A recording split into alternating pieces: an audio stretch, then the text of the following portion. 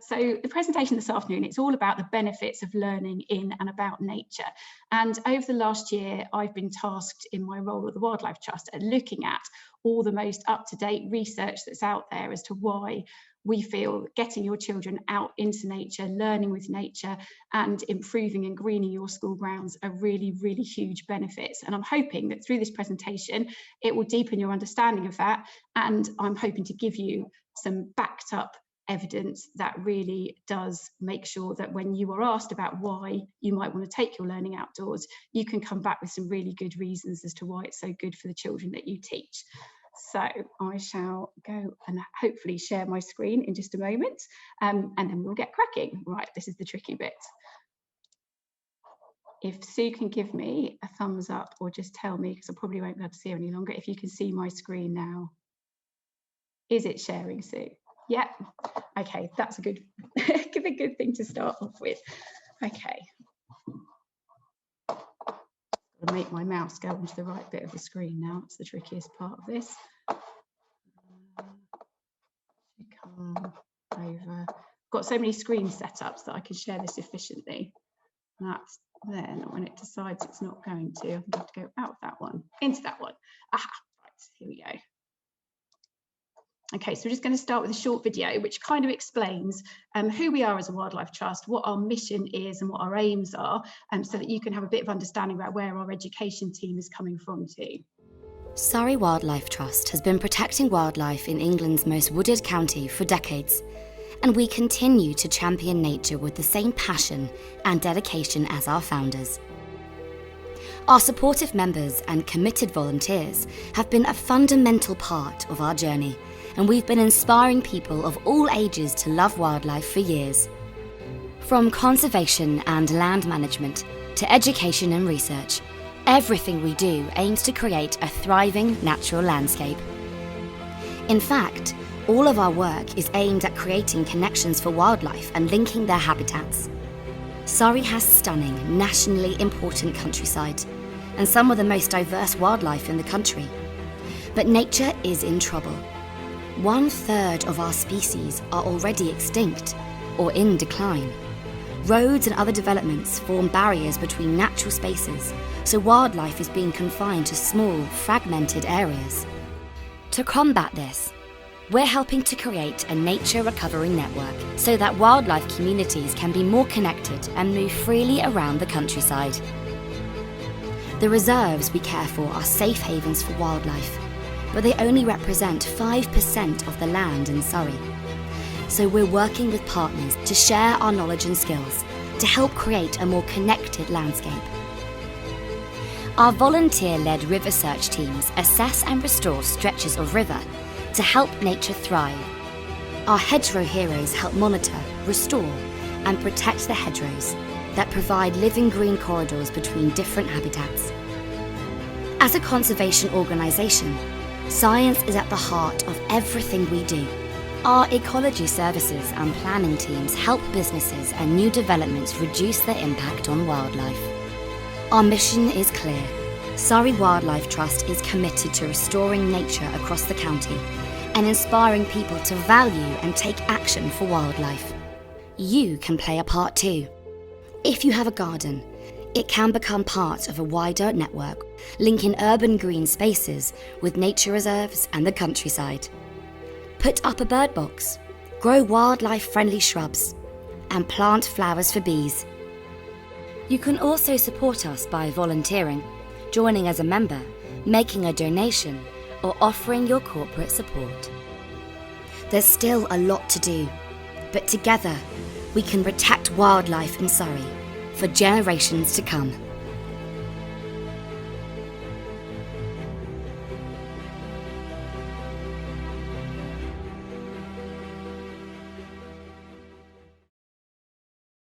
This slide is just explaining what our mission is as a Wildlife Trust. And you can see up here that we are hoping that we want to empower people, that's adults and children, to connect with nature and take action for it. And our aim is to have 1 in 4 people taking action for nature across Surrey. And we're looking at by 2030 at having 30% of our land protected and connected and managed for nature. And on the map, the picture that you can see here, school grounds have a big part of that, because across Surrey, they actually take up 1,300 hectares, which is quite a big part of our county. And if you think that if all of our school grounds can be managed for nature, we can have a really big impact on nature and making those kind of stepping stones across the county for places where nature can go. And we're not the only ones that believe this. And we also have our wonderful, sorry, I've got something on my screen again, just whiz off into there. I'm sure you have all seen this wonderful gentleman, Sir David Attenborough, on our screens. And one of the big things that he talks about is that if children don't grow up knowing about nature and appreciating it, they won't understand it. If they don't understand it, they won't protect it. And if they don't, who will? So we need to recognise that we're a part of nature and not apart from it. And as educators, I feel that it's really our role to do that and make sure that we have children in our schools that are really, really connected to nature. There's over 40 years of research behind knowing that children need nature and that we need it just as much as nature needs us. We need it to help us too. So I've got a real problem with my screen, which is why I'm slightly off kilter. Sue, could you just take over just for a second while I just check, because my one's frozen on one side and I can't see my notes. Just hang on 1 second while I sort it out. Yeah, certainly. So I'm just putting that link into the chat. So it'd be interesting to know roughly how you. It would be interesting to know how you did find out about today's webinar. If you are able to let us know, if it wasn't through the newsletter, how did you find out about it in order to come here today? We'd like to make sure that everybody who could find this useful would be able to find out about upcoming events. So, for example, the next web meeting that we've got going on is going to be about planning any tree planting events that you might have in your school grounds. So trying to find out about things to think about when you're tree planting, things to plan and account for, and experience from people that have already done it, especially with your children. Yeah, we'll let you know some more information about that towards the end of this webinar. Thanks, Sue. Right, I've gone for the good old-fashioned method now of having my notes in front of me on a piece of paper because the screen on one side isn't moving, so I was just getting a little bit lost, so we'll get back to it. I'm so sorry. So along with David Attenborough, we as a Wildlife Trust believe that that outdoor learning has a vital role to play in our children and young people's education. And if we as educators are aiming to create happy, self-motivated, resilient, successful learners who understand their place in the world's ecosystem and who are armed with the tools necessary to protect and restore our natural world, then learning in and through nature is a necessary part of this process. I attended a webinar back in January where Satish Kumar was talking about the fact that we need to be educating children not just for their learning and their academic progress, but for the whole child, for their heart and their hands, and making sure that they really do see themselves as part of that natural world. And we need to train them not just for jobs, but so that they as a person develop too. So let nature be our teacher, and make sure that we get out there. And he was speaking on behalf of the Resurgence Trust. So as part of this, as David Attenborough is sitting there as the patron for Learning Through Landscapes, who another one of our partners who truly believe that using outdoor spaces is one of the ways that we can achieve these aims and make sure that we do produce children who have all of those skills that we need for our future. So what is outdoor learning? It means different things to different people. And one of the key things that I would say if you are trying to embed outdoor learning in your school is to make sure that you're clear about what it means for your school and your setting, and having a good definition of that is a really good starting point. Talking about that with your whole staff team and making sure that everybody's on board with what you mean by outdoor learning. Because in some settings, it has been taught as a discrete subject where it's looked at as skills of things that you can do outdoors.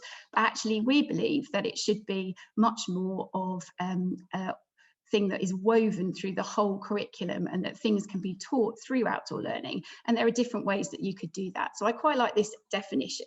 Outdoor learning is active learning in the outdoors. In outdoor learning, participants learn through what they do, through what they encounter, and through what they discover. Participants learn about the outdoors, themselves and each other, while also learning outdoor skills. And there are 3 ways that we can go about doing this, and I've put those on the slide too. We can learn out of doors, for example, taking a poetry lesson outside and looking at the trees and thinking about the shape of the leaves, the feel of the bark, the sound of the wind through the trees, and using all of that as a context for your learning and putting into your poetry. You can learn with the outdoors, like using it as a classroom. So for example, going for a pond dipping session because you want to learn about creatures that live in ponds, and that's part of your science. Or we can learn through the outdoors, which is what we talk about, nature connection. Well, it's building that relationship with nature, a deep relationship, which you can do on different levels through spending time in nature and really connecting to it by appreciating it and feeling that you are part of nature too. And we feel that all 3 of those things are really, really important. And it's about getting a balance between those and thinking about where in your school you think you could use each of those things and making sure that they are all covered. It should be an add-in, not an add-on. So it's not a subject, it's a pedagogical, and I can never say that word. So how do you pronounce it? You're right, pedagogical. Pedagogical, that's the one, approach, which is used to enrich learning and enhance engagement. It allows learners to explore concepts in a variety of real life, natural contexts, and it's proven to deepen understanding, develop metacognition, creativity and critical thinking, and improve pupil health and well-being. It's a powerful teaching tool that can help deliver any subject, and it can be as simple as tweaking part of your lesson just to involve it being in a natural space, or stopping and observing and just being in nature for a short period of time. In a document that I really recommend that you have a very brief read of, because it's quite lengthy, called High Quality Outdoor Learning, and it's edited by Rolf Jucker and Jacob von Au. I've put all the links to the resources that I've used at the end, and I'll send everything out. They say that it should be an add-in and not an add-on. It supports successful learning on a very fundamental level. And in that book, it talks a lot about how we make successful learners and what successful learners should be. And as educators in schools, we know that those are the things that we're striving for, not just to cram facts into children's heads, but for them to actually really understand what they're learning, why they're learning it, be able to apply it to different contexts, to make connections between their learning. And by taking your learning outside, you can really help develop all those kind of deeper level skills, which are the tricky things sometimes to really feel you've embedded in children. It's easy to stand at the front of a class and get them to remember something, but actually to really get them to understand it and be able to apply it is much more difficult. And using the outdoor space as a way of doing that, so they've got all of those contexts to make connections, is really successful. Some things are just better taught outside, and it should be woven in through the curriculum by looking at your schemes of work and where outside would add something. I really liked this quote too in a book by Helen Porter, Educating Outside, which again I've put at the end.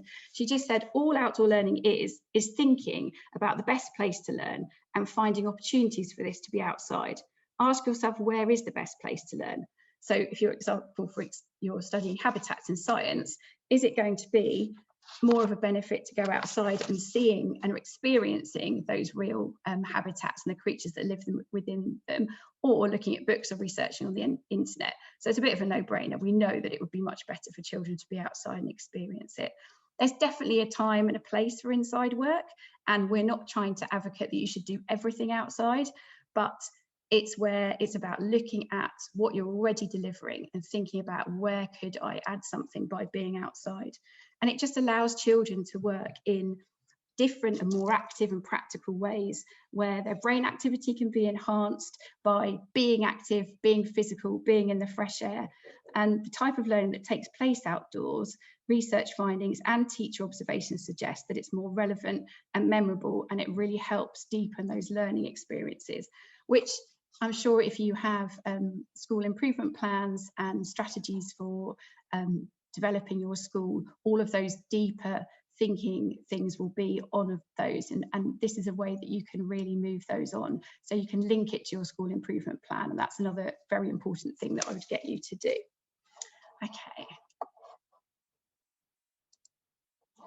This is just an overall diagram of the benefits of outdoor learning, which we're going to look at in a little bit more detail at each of them. This is from the Institute for Outdoor Learning in 2019, and you can see I like the way the colours kind of all overlap, because outdoor learning has benefits on each of these things, on gaining new skills and knowledge, on academic achievement, on personal and social development, care for the environment, career and professional development, and well-being and mental health.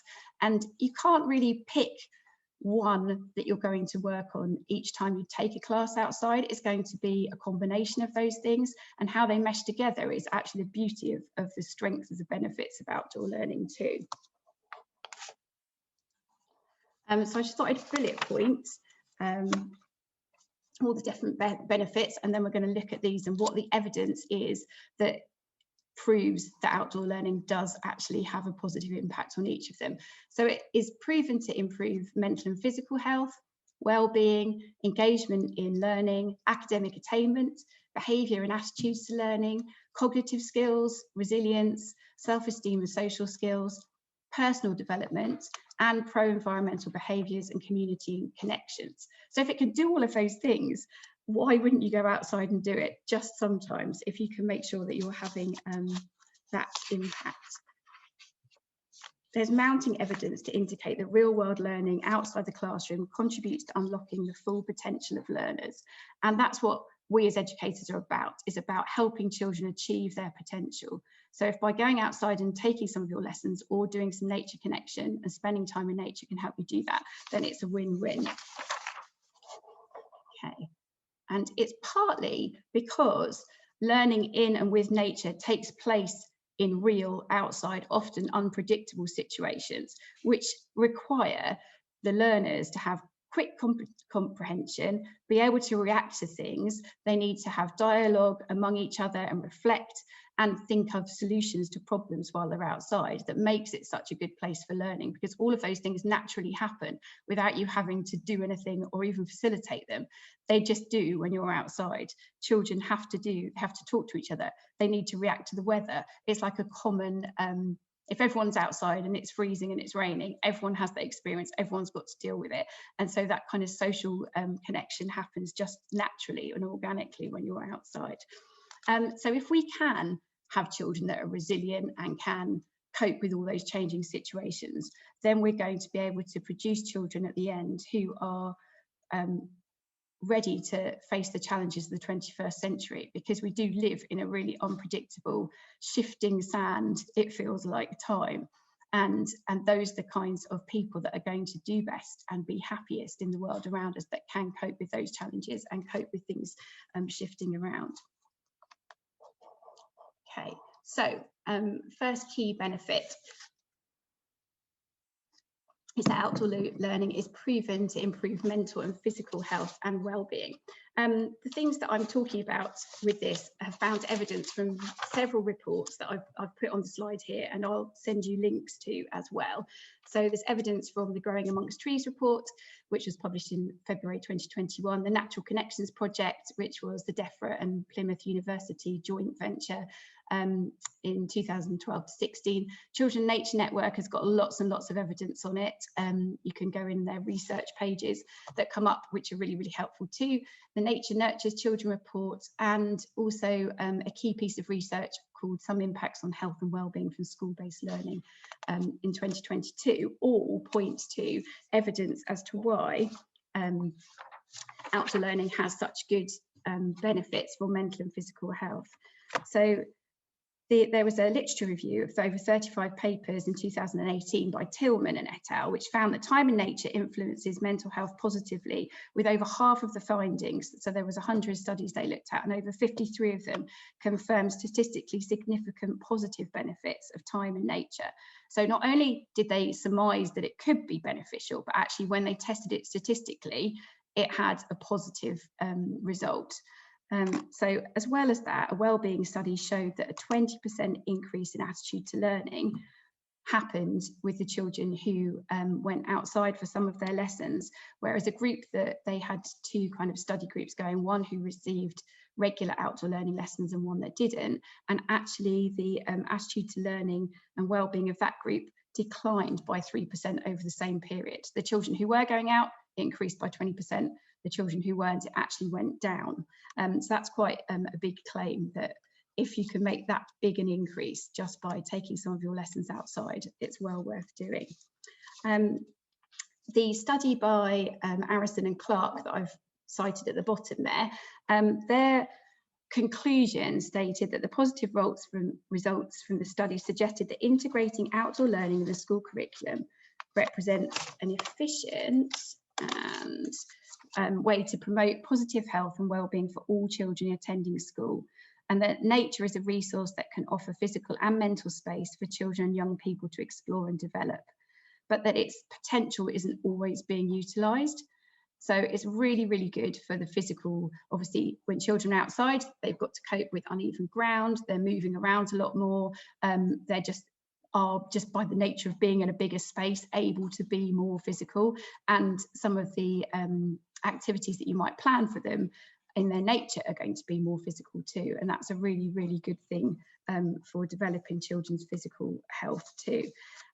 One of Ofsted's goals when they dreadedly come to inspect our schools in the personal development area is that schools should be shown that they're developing and providing ample opportunities for keeping children active during the school day. So as part of your evidence base for Ofsted, if you can show that through taking lessons outside and doing some outdoor learning, you are meeting some of those goals, that's another bit of weighty kind of evidence or reasoning that you can give to why you might have chosen to take that lesson outside, and you can tick off some of those Ofsted goals too. The Nature Nurtures Children report, which I've mentioned there too, which was a joint report by the Wildlife Trust and University College London, said that children's well-being increased after they had spent time in nature and connecting with nature. So one of the other key benefits, obviously alongside mental and physical health, is children's well-being. We all know that, well, most of us do, that when we get outside, we definitely feel better. And there were numerous reports and studies, especially through COVID, when lots of people obviously couldn't go very far from home, but did tend to spend more time outside than they would have done previously in their kind of jobs and workplaces and schools, that they felt better for it. And it was one of the positive things that people reported about lockdown. And that is reflected in all of the evidence as to why being outside and learning in nature is so beneficial. The Growing Amongst Trees report, which was produced in February 2021 this year, took lots of different schools outside as part of a project, and pupils and teachers across the project were interviewed, and they found that the pupils and teachers across all of the primary schools reported a breadth of positive emotions following their outdoor activities through the project, such as happiness, appreciation and excitement. And the sessions were influential in sparking creativity and imagination amongst pupils. And the interventions engaged pupils and staff in a way that staff felt was unique to outdoor learning. So there's definitely something very special about going outside and taking your learning outside. And that was reported in lots of the things that I read. And that one particularly stood out for me. And as a result, teachers in the schools that were part of the project reported that the leveling of engagement achieved enhanced the learning experience for pupils. And in one school, it generated a boost in attendance. So children wanted to go to school more and wanted to be there for when those days were happening where they were going outside for their learning, because they genuinely enjoyed it so much. The Natural Connections project collected data on a range of impacts of outdoor learning, and they reported that learning in natural environments had a positive impact on their pupils, with, I'm just trying to see, the health and well-being being 92% a positive impact. All the teachers that took part in that project felt that that was one of the highest things that their children benefited from, was their health and well-being as part of that. And throughout that report, there's many powerful quotes and pieces of data to back that up. So it's well worth having a look at if you want some extra evidence as to why outdoor learning might be right for your school. One quote from that report from a pupil, which really resonated with me was that he said, or she, I'm not sure, it doesn't say, you kind of tend to work better outside because you are more relaxed. You're not stuck in the same place. You're able to move around. You're able to experience different things using your senses. And I know for those children that often find it harder to excel in the classroom, that from my experience of taking children outside in my school, it's often those ones that really surprise you when you go outside. They're the ones that suddenly their learning comes to life and they take on a whole new role just by taking the walls of the classroom away. The way that they learn is better suited to an outdoor space, and often they can turn to be the leaders, whereas in the classroom they might be the one that needs that extra support or sits quietly and isn't quite sure what to do. You take them outside and they're the ones suggesting, oh, we might try this, or why don't we have a go at building this, or oh, have you thought about this? And you would never have seen that inside. So it definitely has a shift, and I really liked that pupil's quote from the Natural Connections project there. Okay, so please do at the end, if you have time, when I've sent out all of the links, have a brief look at some of these, because the summary reports are quite user-friendly and they do have some really punchy key bits of evidence and quotes and all sorts of things to back up what we're saying. Okay, two other key benefits of outdoor learning are improvements for engagement and academic achievement. Now, the academic achievement one is one of the most difficult ones to find robust evidence for, because there are so many other factors that are at play when we're looking at how well children progress and what their academic achievement is. But there have been some key pieces of research that I felt were worth sharing, and I've put some of them up on the slide there. And again, they'll be in the document that I'll send out after the webinar, so you can have a look if you want to as well. So as far as engagement goes, I think getting children interested in what they're learning is half the battle. And if by being outside you can boost that engagement, then you're halfway there. You don't even need to stop your teaching, because if you've planned your lesson carefully and it works in the outdoors, then you've got that extra boost in engagement, and you will hopefully have children that are more likely to take on board what you're trying to teach them and really understand it, rather than just putting it in their short-term memory. Because they're outside and they're doing it and they're in it, it will hopefully transfer to their long-term memory when they're kind of using those different contexts. Just being in a natural space can create more interesting and meaningful context for learning. So that's a really beneficial thing. There was a really key article in Frontiers in Psychology, which the heading was "Do Lessons in Nature Boost Subsequent Classroom Engagement?" and it's written or edited by Ming Hu, who has actually produced quite a few bits of research. But this particular study caught my eye because it found that engagement was significantly better after a lesson in nature. And we often find when we're talking to teachers that people worry about, will they get too excited outside, they're going to forget what I'm actually trying to teach them. But if you do outdoor learning as part of your regular offer in schools, then children become, it's just part of what they do. And actually this study found that just by going outside, it really boosts their attention and their engagement in their lessons, not only for the lesson that you're teaching outside, but also for your other lessons when you come back inside. The study found that engagement was significantly better after lessons in nature, and that this nature advantage held across different teachers and across the whole 10-week study that it went through. It found that the number of redirects, that's reminders to concentrate, so all those times when you're saying, make sure you're looking this way, are you listening, have you, no, and you're trying to get them to be back on task, was cut in half after a lesson in nature. And that to me was massive. So the teachers in the studies were having to do half as many reminders to focus on task after they'd been outside as they were previously. The studies also showed that just walking in nature and green spaces between a lesson allows for attention restoration. So we only have a sort of finite amount of attention that we can cope with, and I've probably used up yours by now, but I'll keep going just for a bit longer. And that we need a time to soften our attention to be able to refocus again and really take in new learning. And just by being out in a green space or even looking out of the window at a green space allows your brain that time to restore your attention and be able to give it proper focus again. Another key bit of research that I found after the Nature Friendly Schools project, which was a Wildlife Trust run project, but it was funded through government as part of their 25-year plan for the environment, because believe it or not, even the government have realised that it's a really important thing to connect our children with nature if we're going to be able to achieve our targets, because we need people to care about nature and make the right choices for our environment if we're going to have happy, healthy communities moving forward. And so they have put projects in place to try and make sure that children are going outside and doing their learning more often. And Nature Friendly Schools was part of that. One of the key findings just from the summary report, the full report hasn't come out just yet, was that 89% of teachers agreed that pupils were more interested in their subjects when learning outside.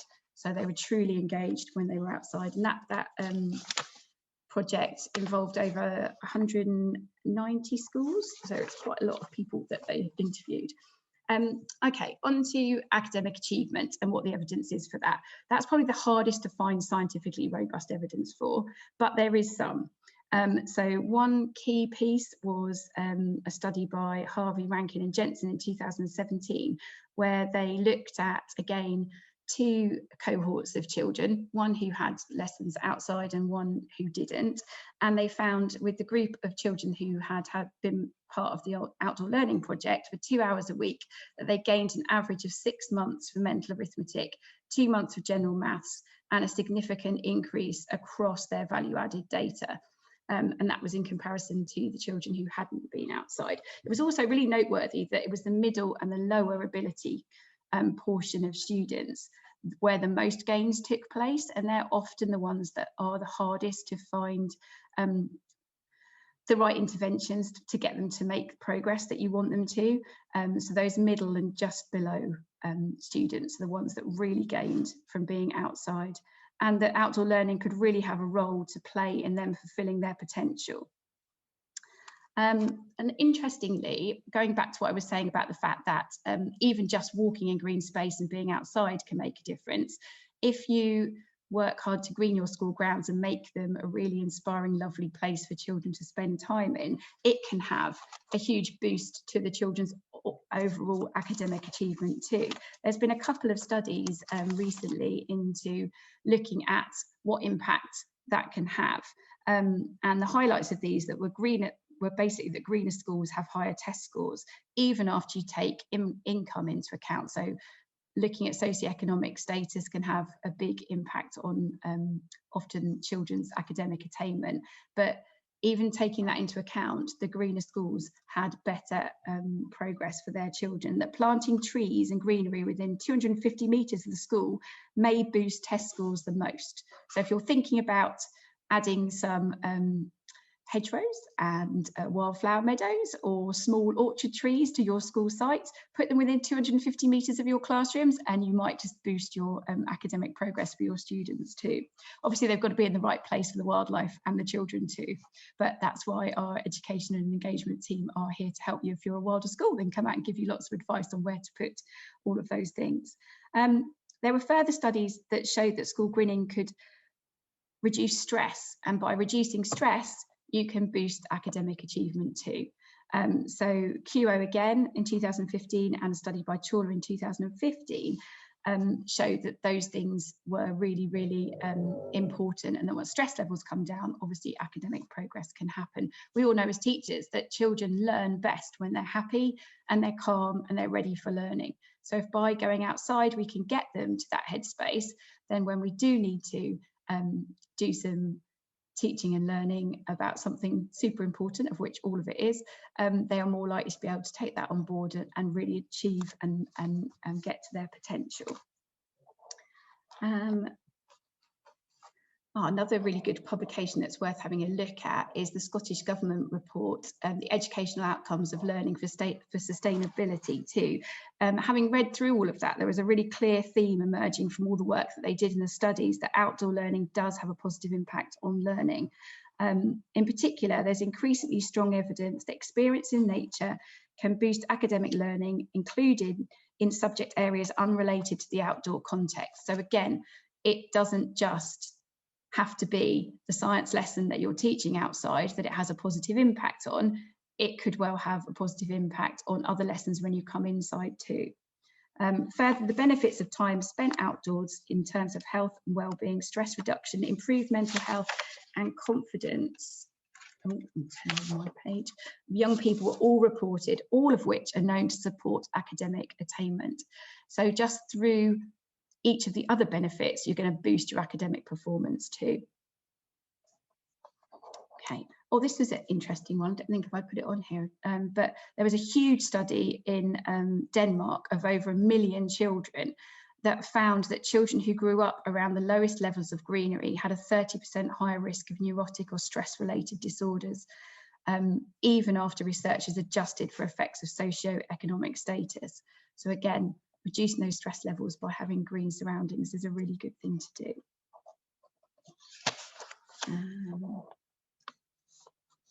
Okay. Oh, one last bit from that Scottish report too.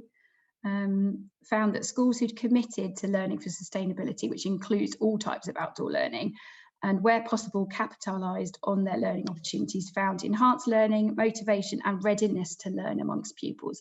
And again, I think that's a huge thing in the classroom, that sometimes we are teaching children before they're ready to learn, and things are just going so fast that they can't take it in. So by going outside, having that time in the green space and getting them ready to learn is really going to help. I read a brilliant book, which I'll put on the resources too, called Stolen Focus by Johann Hari. And something he says in that I just keep in my head when I'm teaching is the fact that the world is going so fast and we're constantly trying to take in information at speed, and it's just getting quicker and quicker and more information. But you can only absorb so much. And it's like we're being hosed with a fire hose.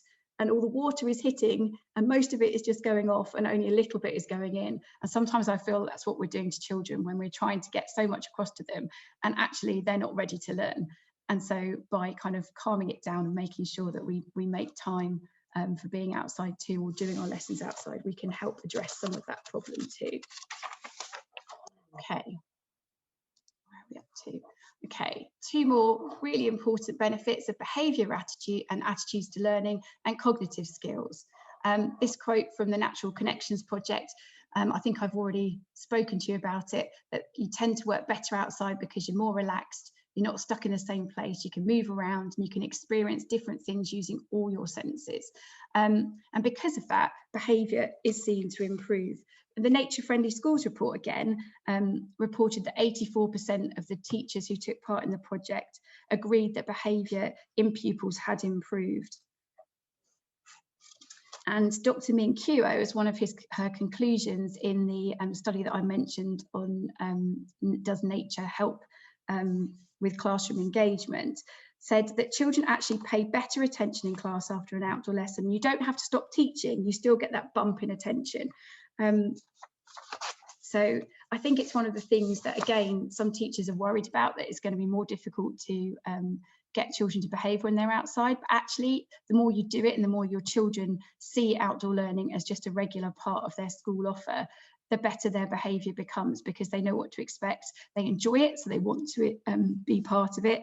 And I was just trying to see where, oh yes, another report that I read, which is called the Curriculum-Based Outdoor Learning for Children aged 9 to 11, a qualitative analysis of pupils and teachers' views. It's a very long title, but there were some really good quotes in there. And one of them was that the teachers report as well how engaged they are. You know, with this style of learning, and you know, some of our perhaps more challenging boys particularly really enjoy this sort of methodology.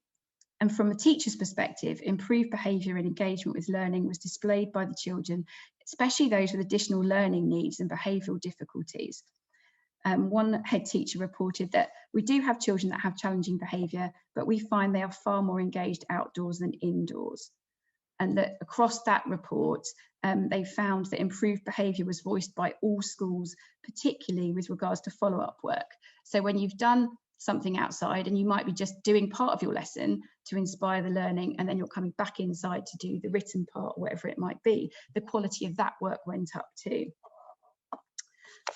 Okay, big word, cognitive skills, and that's probably one again that you might find in your school improvement plans, that you might be looking at improving the metacognition of your children, or one of the particular skills that goes with. And outdoor learning is proven to help improve those skills. So they're things like long-term memory, working memory, logic and reasoning, so being able to solve a problem and work your way through it. Things like visual processing, being able to think in pictures and images, and attention.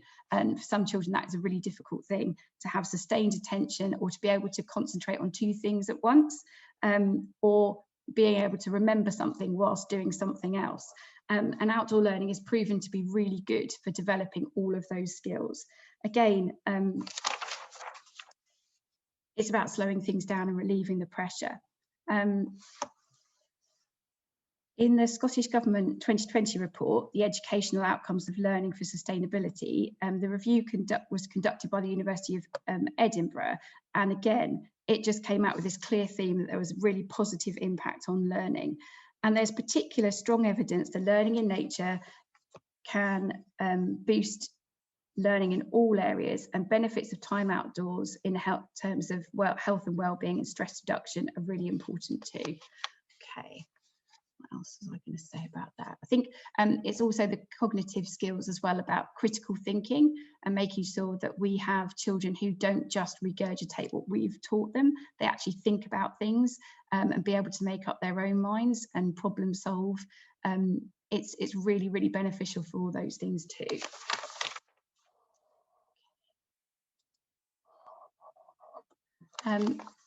Other key benefits are resilience and self-esteem as social skills. One of the things, again, that it comes up in the Ofsted personal development goals is that we need to be developing resilient children, resilient in their learning and in their kind of social and emotional well-being too. So if outdoor learning can help build that resilience, again, we can use that to back up our evidence for our Ofsted goals too.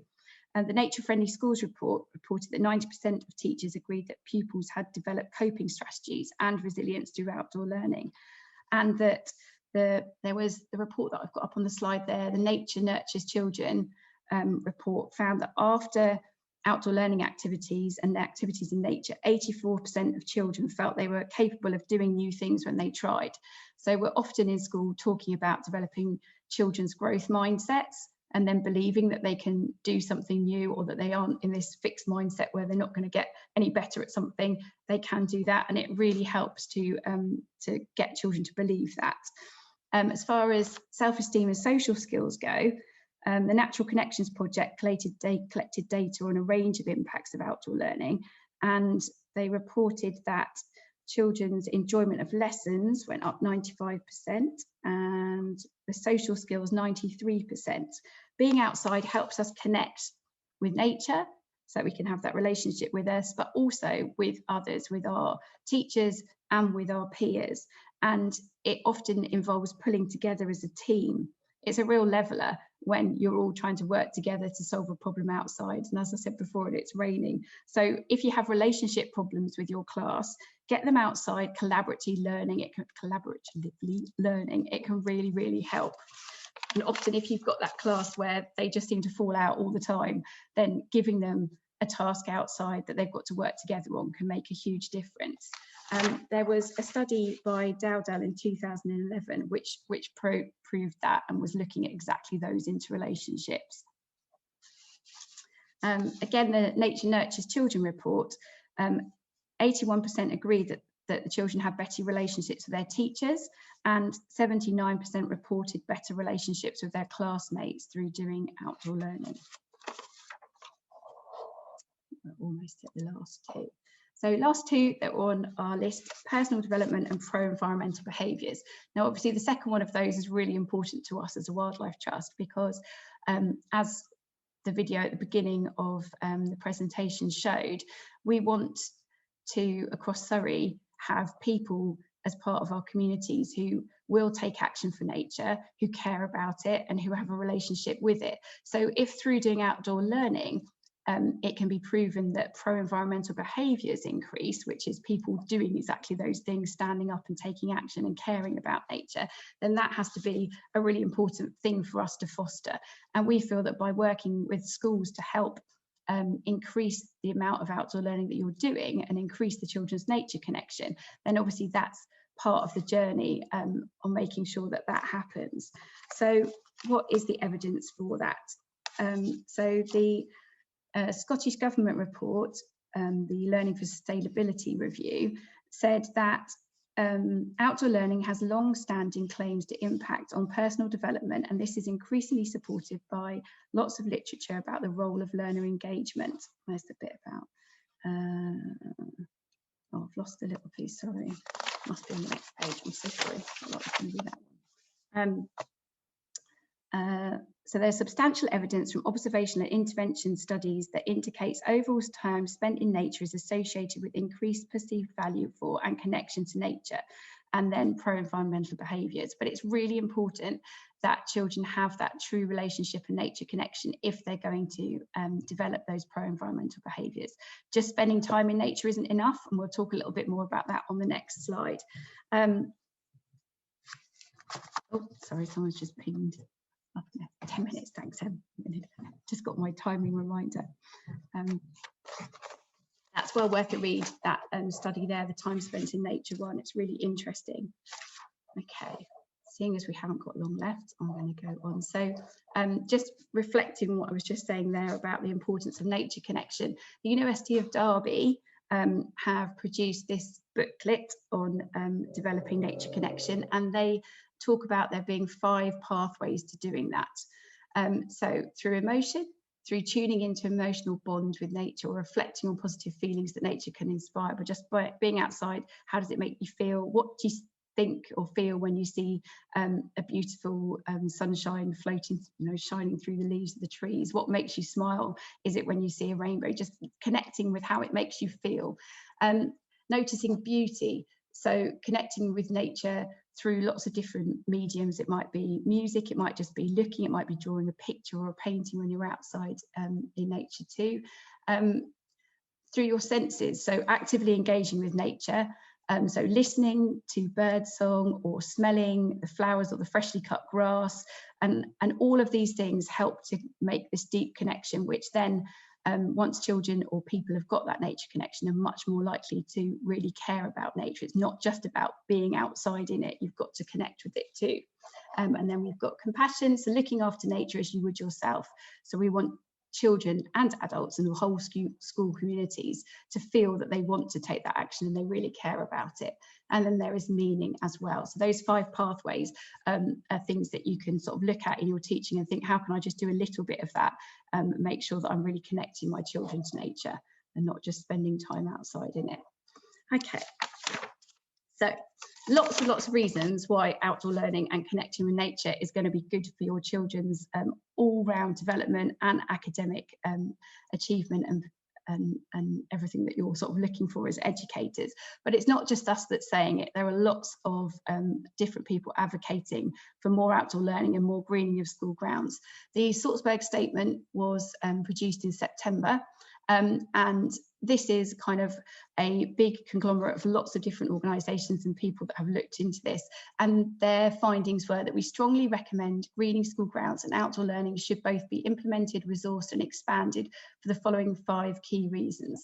So you can see we've got play, health and well-being, climate resilience and biodiversity, community engagement and education. So we've talked a lot about what the evidence for being outside is.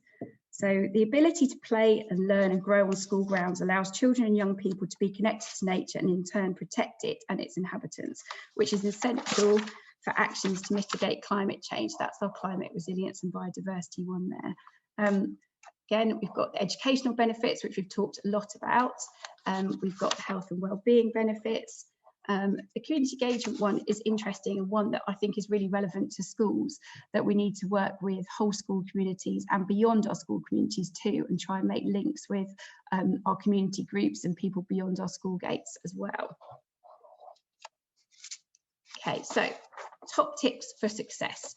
So I've read a lot of reasons and evidence as to why outdoor learning is good. And the other thing I've looked into is if you are on board, which hopefully you are if you are one of our Wilder schools, joining this webinar, you've understood a little bit more about why outdoor learning is so good for your children. These are things that I think are really useful to consider if you want to try and get more outdoor learning into your classrooms. So first thing is whole school buy-in. So make sure that your school nominates somebody to champion outdoor learning. Get your senior leadership, your caretaker, your parents and pupils and the wider school community on board. Big top tip that we talked about at the beginning, that it should be an add-in, not an add-on. So use or tweak your existing curriculum and weave outdoor learning and nature connection into it. So it's just a case of kind of looking at your medium-term plans and seeing where it might fit. And there are lots of ways that we can help you with that and resources that you can use too.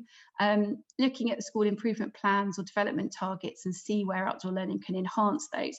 That will help to raise its profile, so that if you can show that you know what those are and how outdoor learning might help address them, then it's more likely that the senior leadership and the rest of the staff are going to get on board with getting more outdoor learning going in your school. Use outdoor learning to support staff and pupil wellbeing. Obviously, we've talked a lot in the education system about focusing on pupils' wellbeing, particularly after the pandemic. So to use it as a way of supporting both the staff and the pupils is really, really helpful. Make it regular so that children are used to it happening, and staff too.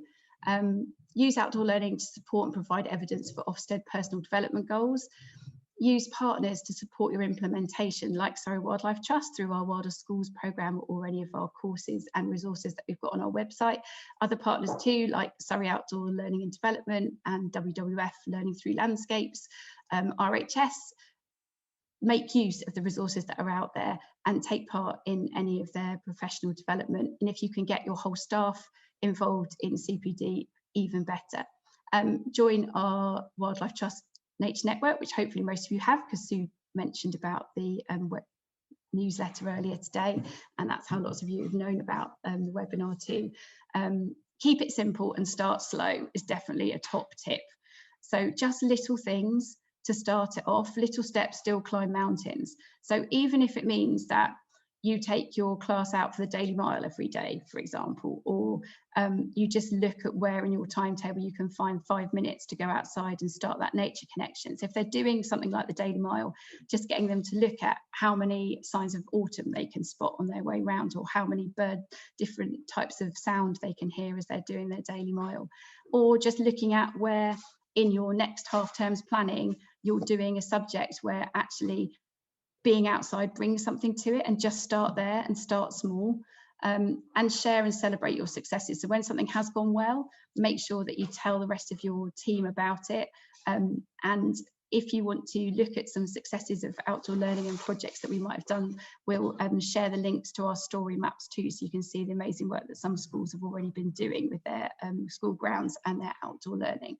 So I think those are kind of the top tips. There are some really useful resources as well that can help you when you're implementing your outdoor learning. I like this saying, learning can only happen when a child is interested. If he's not interested, it's like throwing marshmallows at his head and calling it eating. And outdoor learning genuinely does help to create those really interesting learning contexts, and then hopefully something might stick, and hopefully it's not just a marshmallow. Just a quick photo shop of lots of books that I have found really, really helpful, and there are loads more too, and we are working on our website to add extra resources all the time, and I will be putting links to these as well. If you want a book that can help you right now to look at where in your curriculum outdoor learning might fit and give you some good ideas, then the series The National Curriculum Outdoors is set out really well for that, because it pulls out the learning outcomes from the national curriculum, so you can look at exactly in your year group what you need to cover, and some ideas of how you might do it. So that one is really practical if you just want to go through your medium-term planning and think, actually, where could I make this work? Educating Outdoors by Helen Porter, again, she ran a project of looking at how she could weave outdoor learning into their already existing curriculum and did that really successfully. So I'd recommend that. A new book by Learning Through Landscapes, Teaching the Primary Curriculum Outdoors, again, gives you some really useful practical steps as to how to start implementing outdoor learning in your school, and some good ideas as well. And the Nature Connection workbook I've used with my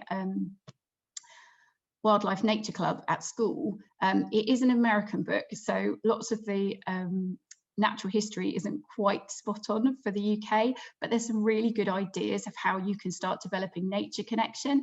And so I tweaked some of those just to use with my nature club. And Make This Book Wild has some lovely nature connection ideas too, if you're kind of stuck for, I'm not quite sure what to do or where to start. Okay, I think, apart from just reminding you what we offer as a Wildlife Trust, if you want to do some more outdoor learning with your schools, there's our approach out in here, 3 main ways that we work with schools. Our Wilder Schools, if you're one of those already, you will know about this, is where we're working with a limited number of schools on longer term projects to really embed nature into the curriculum, so we can give you lots of help and top tips on all the things that I've talked about today, and also improve the grounds for children and wildlife and empower the children and the whole school community to take action for nature. And then we do still run self-guided volunteer-led visits up at our education centre at Narewood, and tutor-led visits as well. And then we have a range of different CPD courses that you might be able to book onto, which are all on our website. Okay, I think I'm going to stop sharing there. Fabulous. Thank you very much, Kirsty. That was brilliant. So much information. I love it. Too much information. It's great. Absolutely great. I'm just going to steal the screen. Stop participant sharing. There we go. Right. So we have got a few questions on the go, which is brilliant. We had a question regarding the article that discussed the number of redirects. Yeah. And the question was, did the study on the reduction in redirects say how long that positive effect lasted for? I know that it said it was across the whole term.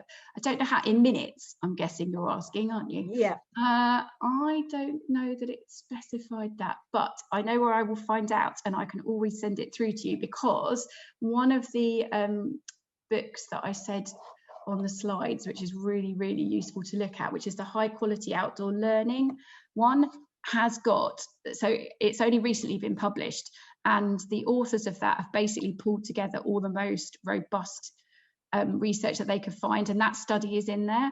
And there is a kind of summary version of it, and then there is a whole chapter on the study.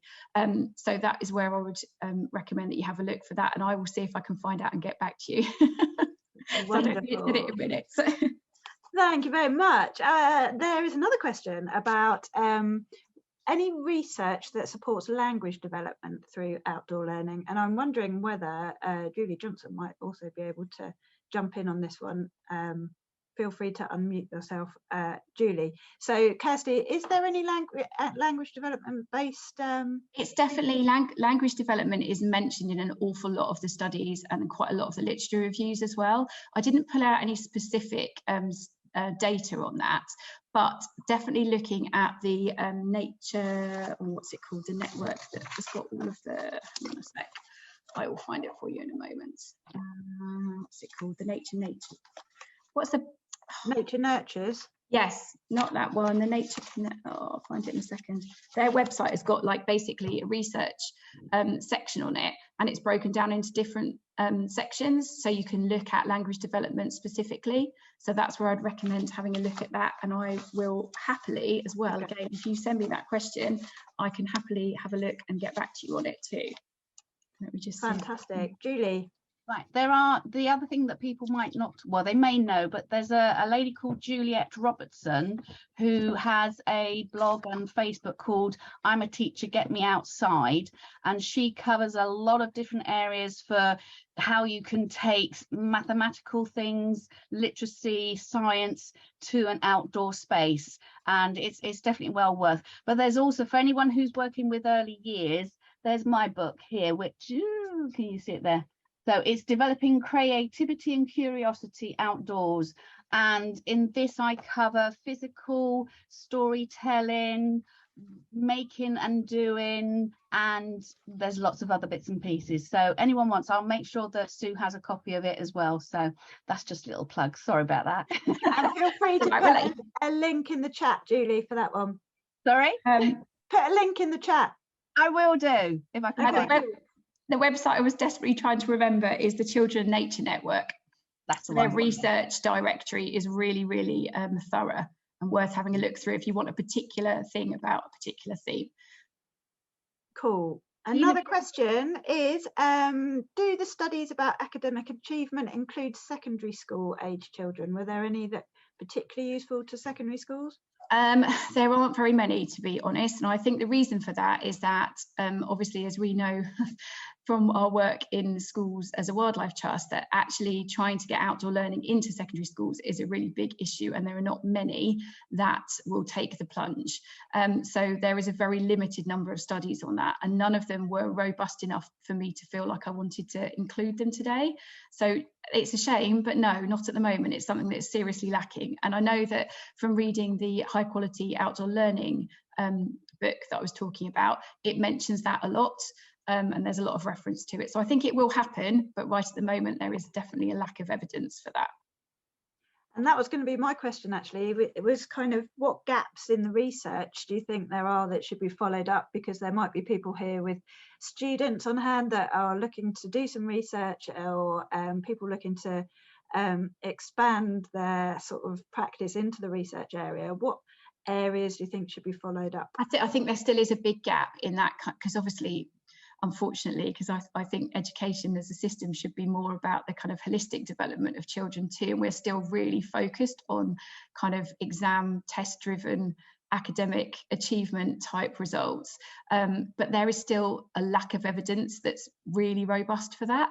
So if you're trying to persuade your head teacher that it's going to improve your value added or your stats results for your school, it's a difficult thing to do. And the reason for that is that I think partly because there's just so many factors that it's very difficult to say it's definitely the outdoor learning that made that improvement, or was it the quality of teaching, or was it I don't know, all sorts of different things.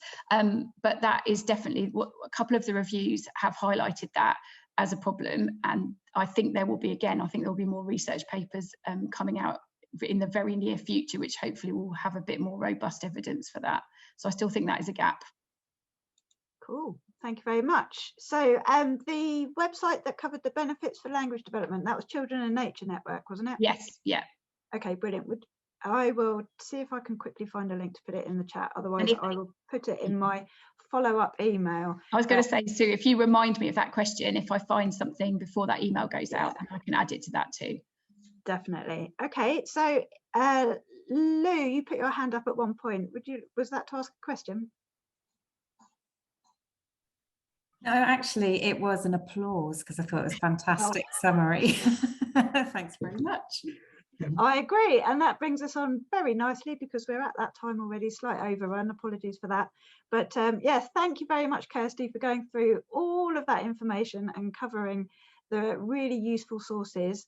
What we'll do, in order for you guys to be able to follow up on each of those sources, we'll send you that information in a follow-up email beyond here. Yeah, I've already put together a document that's got all of the links to the major things that I talked about, plus some extras. And I know it's taken me a long time to read them all, so I'm not, but at least then you've got the reference. So if you want to go back and quote something, or somebody asks you, you'll know where to go. Brilliant, excellent. Well, thank you very much, Kirsty, and to everybody else, thank you very much for coming and for getting involved and asking the questions. And watch this space and that newsletter for our next event, which will be webinar-wise, thinking about tree planting in November, beginning of November. And we hope to see you all again very soon.